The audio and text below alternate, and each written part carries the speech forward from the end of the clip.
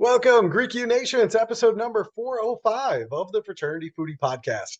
I'm your host, Mike Eilon, CEO of Greek University. I'm a speaker and an author. Our third book is called From Letters to Leaders, Leveraging Your Fraternity or Sorority Experience to Land Your Dream Job. So go and pick up that book on Amazon today. We call these episodes the Fraternity Foodie Podcast because there is nothing like great food to bring fraternity and sorority leaders together.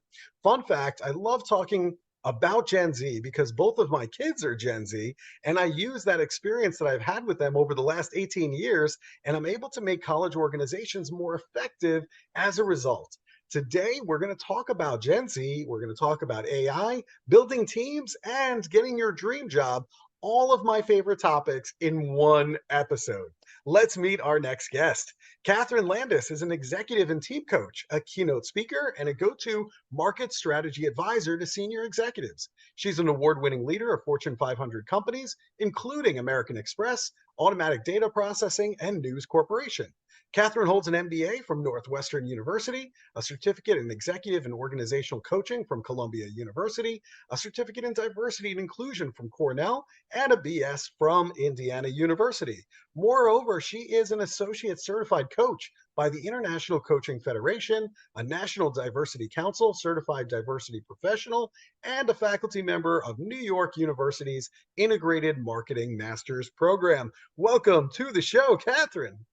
Thanks for having me, Mike. Hey, it is an honor to have you on the show. You talk about all of my favorite things. So when I saw your bio, I'm like, oh my goodness, we have to get Kathryn on the show. And so you decided on Indiana University in Bloomington for your undergraduate experience. Tell our audience, why did you decide on IU? Well, I'm a Midwest girl, so it's about 4 hours from my house and not close enough that my mother could just drop in without calling. And the business school, Kelly, is very good. And so Yes. I focused, my concentration was in marketing. And so it was number 4 in marketing at the time. I'm not sure where it is now, but Kelly's fantastic. So IU all the way. Go Hoosiers. I love it. I love your passion for the Hoosiers. And that is literally one of my favorite campuses just to go on like a run because I go through like all the fraternity and sorority houses. And it's just, I don't know, something about it is just very inspirational. I mean, the chapter houses are just incredible. And so I don't know, it's just very inspirational for me to see what has been built on that campus. And you joined Delta Gamma, of course. So what made you choose Delta Gamma over the other organizations on campus?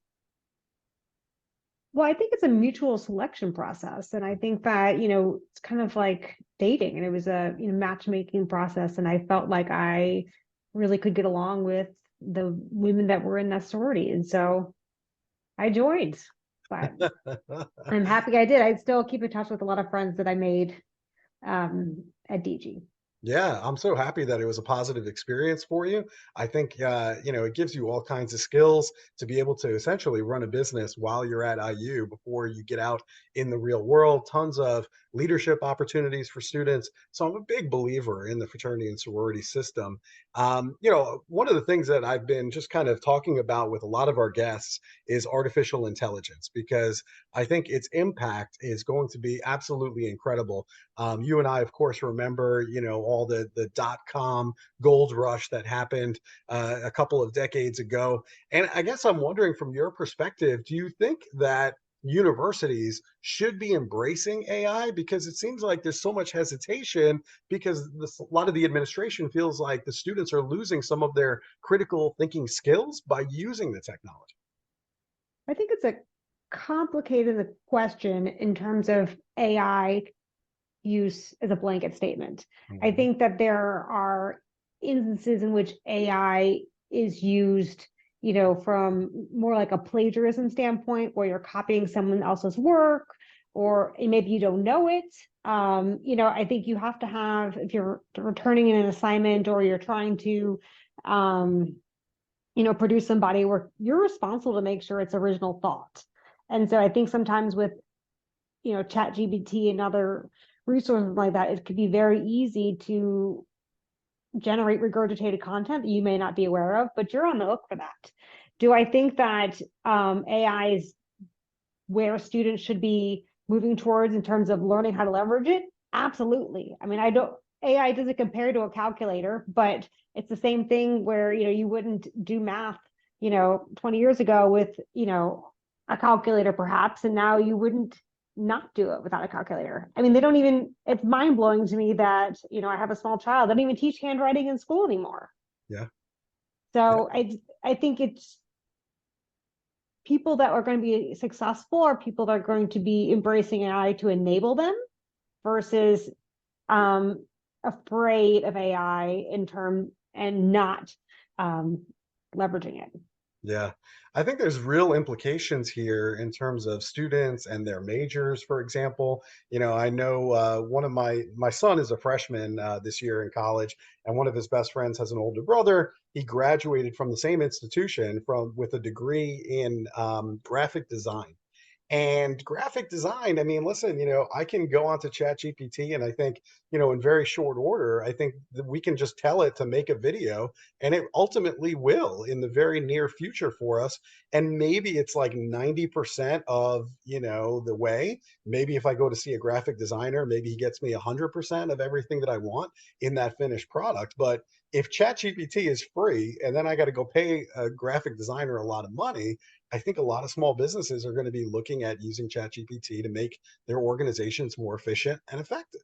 And so I think it's going to cause a lot of disruption in a lot of the jobs and careers and majors. Yeah, I would think to, the graphic design example, how could that graphic designer even set up his own shop in a way that he's using ChatGPT and it's a one-stop shop? He can be that much more efficient and effective because the small business owner really doesn't want to be typing into ChatGPT, but he could get a lot more work done. Yeah. At a lower cost as well. So I think being proactive versus reactive to the situation is really the only way to approach it. Yeah, I totally agree. How can today's fraternity and sorority leaders motivate and inspire their chapter members? Because I'm seeing a lot of chapter members that are pretty lazy out there. Well, I don't think it's a blanket statement. I think it's understanding what's important to that individual. Yeah. What's important to that group. What do they care about and why did they join and what are they hoping to get out of it? And perhaps what they would like 2 or 3 years down the road. I mean, a lot of folks aren't thinking further than that. Yeah. And so can you help link and label what they want with what you are able to offer in the fraternity and sorority? Yeah, I think it starts with the leaders asking questions, right? I mean, everybody in your chapter of DG is motivated by something different. I'm sure there were DG members that wanted to be chapter president. I'm sure there were DG members that wanted to have the highest GPA on campus. I'm sure there were DG members that wanted to have the largest new member class on campus, right? So figuring out what everybody wants, I think, is question number one for leadership. And then if you write that down, then I think you can start to motivate some of these people and understand what is going to, motivate them to go and do the work. And so it starts with that question. And I think a lot of people don't ask the question. I think it's, it's just that simple about what inspires them and what motivates them. And that one-on-one conversation can lead to motivating that particular member. You talk about 6 indicators of a highly effective team. And I think this would be really useful for our listeners. So what are those 6 indicators of a highly effective team? Great question. Well, people typically just notice the symptoms. We can't get any work done. Right. No one can agree. People aren't showing up, but it's really the indicators or these different factors that lead to these symptoms that I'm talking about. So one, is it a real team, right? Is there interdependent work? Or is it just a group of people that report to or are just together, right? You have to actually have interdependent work or work that involves each other in order to be successful. You need to have the right people. So that means, do you have folks with diverse perspective they're able to collaborate, right? So there's not groupthink, but you can still work together. And you also need a compelling purpose. And I think that takes your point about individual motivation one step further. A lot of times it's lost where people think about the organization's purpose and then my individual purpose, but what's the team's purpose? Why do you exist? What are your priorities? What's the impact you want to make? And I would actually think about a lot of these fraternities and sororities out there. What's the purpose of your team? If you think about your organization as a team, what are your priorities and what's the impact you want to make? Maybe it's your community, maybe it's on your members. It doesn't have to be, it can be whoever you think of as your client or customer. Maybe it's, something else entirely. I don't know. You also need sound structure in terms of, are there working norms and work practices that everyone will commit to in order to be successful? So maybe that's, an agreement around, this is productive conversation. What's not productive conversation? You'd be surprised in the business world how often I'm having these agreements made with senior executives because they're not having productive conversations. So getting really clear on what that is. In addition to us, understanding what the supportive context is, meaning, do you have the right resources at the right time to do the job to be successful? And then I also think you need to have someone who's paying attention to the way the team's working together and intervening to make adjustments where necessary. So a lot of times I would call that team coaching. It doesn't have to necessarily be an external coach. It could be the team leader or someone else designated within the organization or the team to observe that. I love it. Really, really good stuff. In my own business, I do a SWOT analysis with all of my team every single year. I think it's really important to look at what are the strengths that we have today, the weaknesses, the opportunities, and the threats that are out there. So that way we can adjust. And I think that is the advantage of a small business. We can make quick decisions and we can move fast as opposed to IBM that has, let's say, a lot of bureaucracy, a lot of red tape to go through. So what are some of the opportunities and some of the challenges that you see for today's leaders? I think attracting and retaining top talent is a challenge, even though it feels. So I also, as you mentioned, teach at NYU. And so my students are very concerned about the job market. And, there are lots of folks that that have been getting laid off. There's lots of, uncertainty in the market. And I think that even that said, employers are still worried about attracting or retaining top talent. I actually just had a presentation this morning with a room of 65 executives on this very topic. And so I guess the listeners out there that are saying, hey, no one cares, it's a buyer's market, they do care, because if you're talented, if you have the skill and the will to do a great job, employers want you.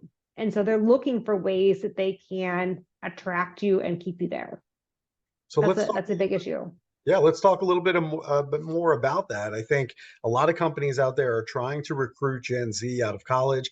Obviously, college students would require a lower salary, let's say, than somebody that's been in the business for 10, 15, 20 years. So for, an employer, how can an employer attract and retain specifically Gen Z? I co-wrote a Harvard Business Review article about this in terms of how to help Gen Z find their place in work. And we shared 7 strategies about it. One is increasing information sharing. As Gen Z, they expect information and it alleviates this sense of uncertainty, right? And so I clearly strongly believe, and I had the opportunity to work for Ken Chenault when he was CEO of American Express, that a leader's role is to define reality and give hope. Just the same thing with Gen Z in terms of sharing what's going on, explaining the plans, what the strategy is, why different moves are making, to a level that is probably surprising or a little bit uncomfortable for some of the other generations, because they've never had to share that level of transparency to engage and motivate their employees. Mm-hmm. I think you also need to have a clear path to career progression. So that means, what's expected of them to advance, and also what they can be in control of in terms of determining their future. So really being clear on performance expectations. Mm-hmm. And I think something else that surprises me is that a lot of leaders are floored when Gen Z will share their salary information with each other. Just expect it. They're talking about it. And so ensuring you have pay equity is table stakes. I think you also need to make sure that you link and label how individuals' contributions matter, because Gen Z really cares about purpose and meaning. And I'm not saying it has to be sexy, right? Everyone's going to have a part of their job they don't necessarily like, right? But they want to know that what I'm doing makes a difference. And Yeah. so I'm working with the team next week where we're bringing in folks as an accounting department that are users of the data internally that the accounting team produces. So they can see when the accounting team operates its full potential, this is what it means for them. They have purpose, they have meaning, can really make a difference. I think Gen Z, unlike other generations, really craves autonomy. And where that shows up is that leaders strike the balance of wanting to inspect, but then also Gen Z doesn't want, to feel micromanaged. So I think creating agreements that are very specific in terms of, the time frame, what's expected, the milestones, what help do they need, so that you can give specific and constructive feedback, and Gen Z also doesn't feel like they're being micromanaged. I think another challenge, and so you got me on my soapbox here, Yeah. is the idea of hybrid and remote work.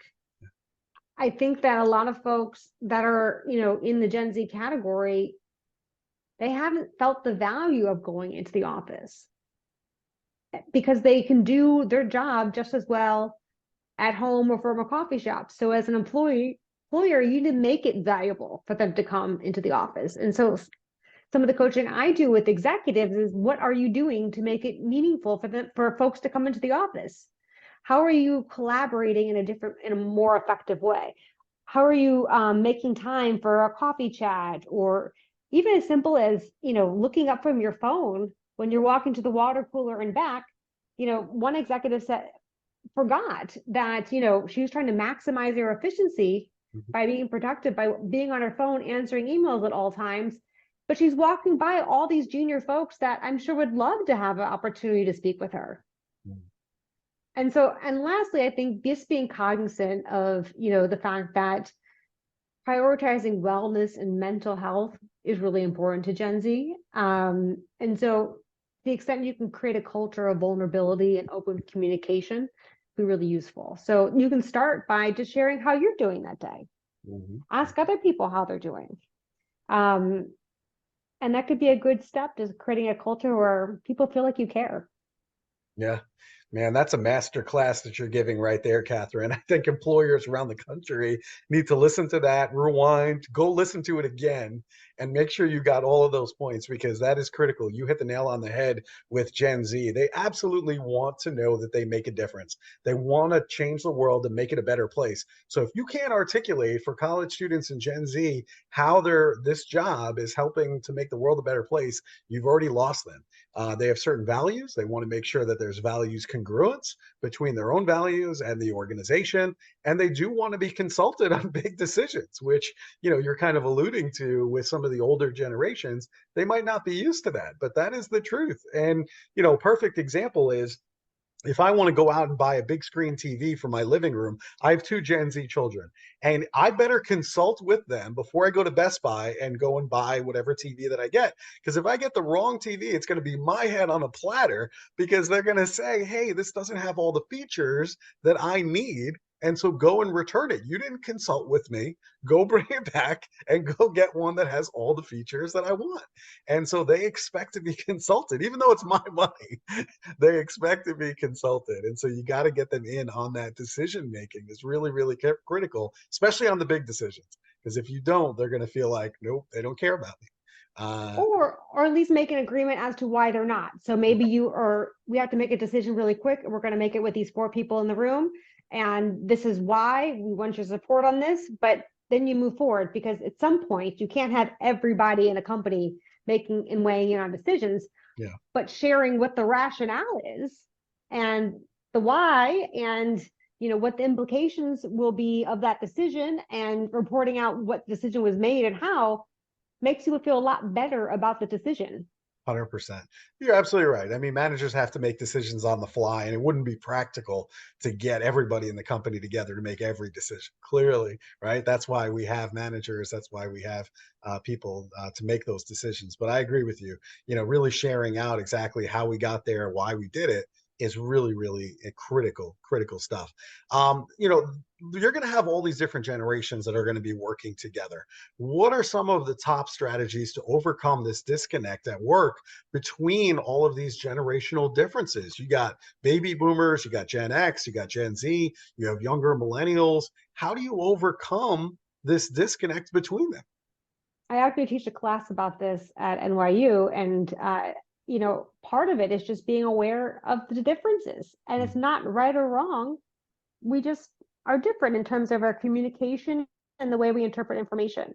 So, in some ways, just meeting your colleagues and getting to know them as human, as people, can be a big step forward. Also being aware of, in general, and having the conversation, maybe at a team meeting, of, in general, here's how, the different generations like to receive and communicate information. Because not everyone is that stereotypical, I'm a Gen X, I'm a millennial. Mm-hmm. But just being aware of what the differences are and what the implications are, and discussing about and agreeing back to those workplace norms. What do we want to do as a team? How can we show up as the best team? Because everyone's been on a great team and they've been on a really terrible team, whether it's a school project, a church, or a softball team, right? You know what it feels like to be on a bad team. So what can you do to be on that great team? Yeah, great points. I really, really like that a lot. And, you kind of bring up with that answer, I see sometimes generations fighting on social media over like who's the best generation. And then we're going to put down another generation. And I see all of this back and forth. And I'm like, no generation is any better or any worse than any other generation. We've just had different life experiences as children. And so that kind of shapes the way that we look at the world. But nobody's better or worse than anybody else. Yes, well, I might get shamed for this, but I think anyone who's fighting about who's the best generation probably has a little bit too much time on their hands. So they can call me and I can give them some homework. There you go. I like that strategy a lot. That's really, really good. Now, I want to talk about a unique selling proposition because I think this is really, really critical, right? Sometimes you're stuck in an elevator with somebody who is a decision maker, maybe at the company that you want to work at, and you only have a certain amount of time. You call it the elevator pitch or the USP because you only have a certain amount of time to deliver it. Maybe it's the time from the elevator on the ground floor to the 10th floor. That's as much time as you get to make your compelling, pitch to why this person should hire you, or why this person should work for you, or why this person should be a client for you. And so you got to be able to like really articulate that really well in a short amount of time. So how can the college students who are listening to you right now, how can they articulate what they know? Let's say they're, involved as a fraternity or sorority president or treasurer, for example. How could they articulate what they know into a unique selling proposition in order to get hired? Mm-hmm. So when you first say that, I just imagine the folks listening being like, wow, that's a lot of pressure, 30 seconds in an elevator. But just like you're expecting those employers to share with you their purpose and their compelling, reason why you should, join their firm, you also need to think about what your compelling purpose and reason they'd want to hire you for. And it starts with doing some homework, right? You don't necessarily need, to be prepared to be with the CEO, but maybe call someone who's a little bit more junior and find out what it looks like working at the company. What are they looking for? Who are the people that are successful in the firm? What are those traits? For example, if you're someone who's not, comfortable with change, don't go to a company who's constantly reorging, or maybe a startup's not for you. Understand, what's the mindset of the company and what types of skills might be useful. So when you're in the elevator, you can say, hey, I'm Mike. I'm, impressed by what the company has done in terms of XYZ. I'd love to learn a little bit more about your career trajectory, or, ask them a question. I think something that I advise my students not to do is to ask for a job or go for the hard pitch, immediately. So maybe in the elevator, it's more about, hey, can you give me some career advice? Or, hey, can I learn more about how you got ahead? I'm a student in XYZ. I'm really interested in something related to their company, insert blank. And I'd love to grab coffee for 10 or 15 minutes Would you be open to a conversation? When you ask the question, can I ask for your advice or ask for your help? There's a lot of research that people are exponentially more likely to do it. And oh, by the way, you're a student, so people are going to feel obligated to help you.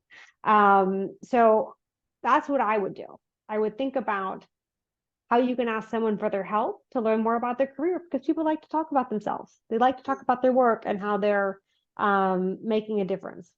Yeah, you nailed it. People love to talk about themselves. And I think asking somebody for advice, immediately they think higher of you because you ask them for advice. So they must be the authority on some topic, and you make them feel good by asking for advice. So that's really helpful too. And in terms of the USP, I mean, basically, everybody is an expert in something.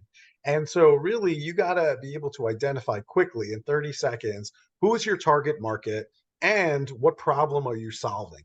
So I can easily tell Kathryn that I'm a public speaker on college campuses. That's kind of boring, all right? And she's probably met like 100 speakers, okay? That does nothing for her. But if I were to say that I help fraternities and sororities to reduce risk on their college campuses and get them more new members than they know what to do with, then she's like, oh, okay, now we have something to talk about, right? Because she's acutely aware of, risk management problems like hazing and alcohol and drug abuse and sexual assaults on college campuses. So therein is the discussion, right? And so I think, you can really kind of train yourself on building this USP. I think it's really, really important for you to have those 10 or 15 words that are ready to roll off your tongue when anybody says to you, well, what do you do? Because that question of, who you are, what do you do, and what are we going to talk about now? That comes up in every networking situation on the planet. You know it's coming. You know it's coming. I'm telling you now, it's coming. So you might as well prepare and develop that USP. But either a USP or asking for advice are really, really amazing, amazing examples of what to do in that elevator situation. So I think you And I would absolutely nailed it. I would take one step further, because your USP is very strong. Yep. If I'm a college student, I might not have my USP so buttoned up. So one of the pieces of advice you could ask for when you have that coffee chat Mhm. is, here's my USP. What do you think? How would it resonate on managers like you? What could I do to improve it? And Right. then, you can ask all those questions related to, how could I best position myself for a job in your company without actually asking them for a job? Yep, 100%. And as college students, let me tell you, both myself and Kathryn and every other leader out there, we are more likely to say yes to a meeting with you for 15 minutes over coffee or over Zoom because you're a student and we feel like you have nothing to sell us. You're just trying to learn and get better. And we all feel like, both Kathryn and I, that there are people that have helped us in our careers and we do want to pay it forward. So we are very likely to say yes to you if you're a college student. So use LinkedIn, reach out to those people and ask for advice. And if you do, I'm telling you, the odds are very much in your favor. We're probably going to say yes. It might not be today. It might not be tomorrow because our schedule is full. But 2 weeks from now, you got yourself a coffee date. No problem. Yeah, and I would try to personalize the invite. Like, I heard you speak on Mike's podcast. I Yeah. saw a post or an article you wrote. So why me? Why Kathryn? Why Mike? Why whomever you're reaching out to? Why do you want their advice? Right. That's a great point. I really like that a lot. It's just, hey, hit up Kathryn on LinkedIn and say you heard her on the podcast. You are going to get a favorable response with that kind of pitch to all the college students that are out there looking for help. So I love this. This has been really, really fun for me. And hopefully you enjoy yourself too.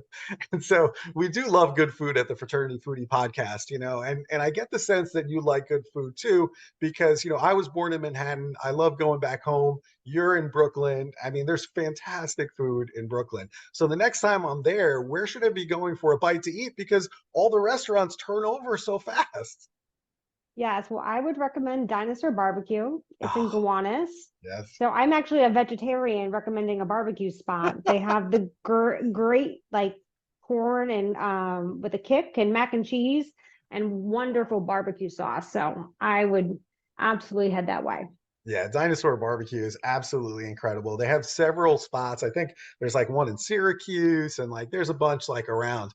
But yeah, if you're in Brooklyn, if you're in that area, go to Dinosaur Barbecue. If you want really good barbecue, it's amazing. And Catherine's right, the sides are really, really good. Yes. So that's all really good stuff. All right. So Catherine, if our listeners, if they want to bring you into their college campus to speak, where should they go to connect with you? You can go to my website at kathrynlandisconsulting.com or find me on LinkedIn, linkedin.com/in/Kathryn Landis. I love it.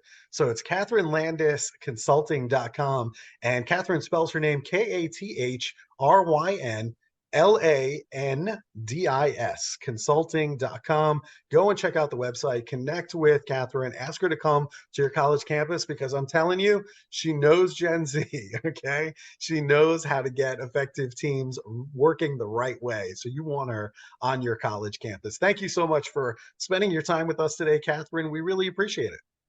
Thank you, Mike.